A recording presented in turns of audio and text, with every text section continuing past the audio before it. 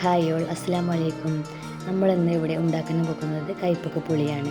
ഇഞ്ചി, വെളുത്തുള്ളി, പച്ചമുളക്, സബോള, തക്കാളി, ഒരു ചെറിയ ഉണ്ട പുളിയാണ്. ആദ്യം നമ്മൾ എണ്ണ ചൂടാക്കണം. എണ്ണ ചൂടായതിനു ശേഷം കടുകിട്ട് പൊട്ടിക്കണം.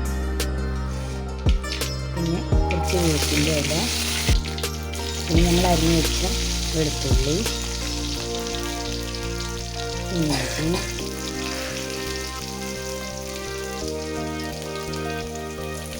പച്ചമുളക്, തക്കാളി ഇവയെല്ലാം ജസ്റ്റ് ഒന്ന് വാട്ടണം. കുറച്ചൊന്ന് വാടി കഴിയുമ്പോൾ ഇതിലേക്ക് സബോള ചേർക്കണം.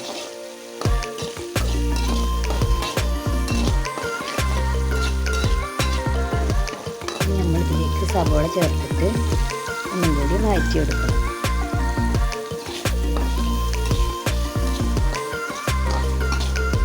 കയ്പ്പൊക്കെ നമ്മൾ മുന്നേ മഞ്ഞൾപ്പൊടിയും ഉപ്പും ഇട്ട് ജസ്റ്റ് ഒന്ന് വേവിച്ചെടുക്കണം, അതിൻ്റെ കയ്പ്പൊക്കെ ഒന്ന് പോകാൻ വേണ്ടിയിട്ട്. എന്നിട്ട് മസാലകൾ ചേർക്കണം. 1 ടീസ്പൂൺ മഞ്ഞൾപ്പൊടി, 1 ടീസ്പൂൺ മുളക് പൊടി, ഒരു വലിയ ടീസ്പൂൺ കേട്ടോ.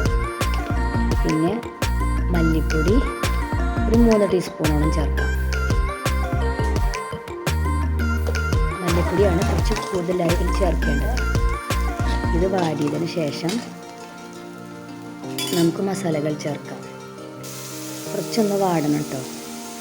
എന്നിട്ട് അതിന് മുന്നേ മസാല ചേർക്കുന്നതിന് മുന്നേ ഇത് കയ്പ്പക്കയാണ്. കയ്പ്പക്ക നമ്മൾ അതിലേക്ക് ഇടണം. കുറച്ച് മഞ്ഞ കളറുള്ള കയ്പ്പക്കയാട്ടോ. കയ്പ്പക്ക വേവിച്ചെടുത്ത കയ്പ്പക്കയാണ്. ജസ്റ്റ് ഒന്ന് വേവിച്ചെടുത്ത കയ്പ്പക്കയാണ്. കയ്പ്പക്കയോടെ ഇട്ടിട്ട് ഒന്നും കൂടി വാട്ടണം. എന്നിട്ട് വേണം മസാലകളൊക്കെ ചേർക്കാൻ. എന്നിട്ട് നമ്മൾ ഈ വാടിയതൊക്കെ ഒരു ലേശം നീക്കി വെച്ച് മസാല അതിലൊന്ന് ജസ്റ്റ് ചൂടാക്കി എടുക്കാം. ജസ്റ്റ് ഒന്ന് ചൂടായതിനു ശേഷം നമ്മളിതിലേക്ക് ഒഴിക്കാൻ പോകുന്നത് പുളിങ്ങയാണ്. ചെറിയൊരുണ്ട പുളിങ്ങ, പുളിക്ക് വേണ്ടിയിട്ട്. അത്യാവശ്യം ഒരു ഉണ്ട വേണം കേട്ടോ.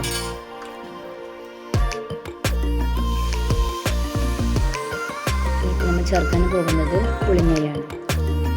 പുളിങ്ങ നന്നായി പിഴിഞ്ഞ് എന്നിട്ട് നമ്മൾക്ക് ഒരു 2 ഗ്ലാസ് വെള്ളം കൂടി ഒഴിക്കണം കേട്ടോ. വെള്ളം ചേർത്ത് അത് ജസ്റ്റ് ഒന്നും കൂടി പിഴിഞ്ഞെടുത്ത് വെള്ളം ചേർക്കാം. പിന്നെ പാകത്തിന് ഉപ്പും ഇടണം. നന്നായി വറ്റിച്ചെടുക്കണം.